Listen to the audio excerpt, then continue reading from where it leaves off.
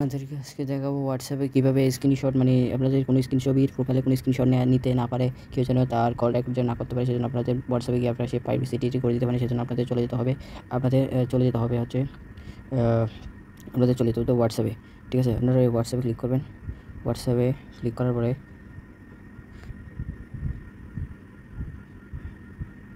এই যে দেখতে পাচ্ছেন আপনারা একটি 3 ডট মানে লোগো আইকন আছে, আপনি এটাতে টিপ দেবেন এবং এখানে সেটিংস নামে একটি অপশন আছে। সেটিংস অপশনে আপনারা ক্লিক করবেন, শুরু করবে। আপনারা এই যে দেখতে পাচ্ছেন প্রাইভেসি পলিসি, এই যে এই এখানে ক্লিক করবেন। আপনারা ক্লিক করার পর একটু নিচে স্ক্রল নিচে আসবেন।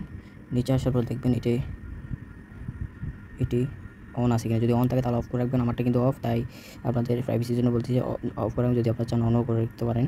এটা আপনাদের প্রাইভেসি ব্যাপার। আপনি শিখিয়ে রাখলাম যে কীভাবে স্ক্রিনশট নেওয়া যাবে না। এটা যদি করে তাহলে আপনাদের স্ক্রিনশট বা রেকর্ড কিছু করা যাবে না। তাই আপনারা এটি করে রাখতে পারেন, আপনাদের প্রাইভেসি প্রোটেকশন হবে।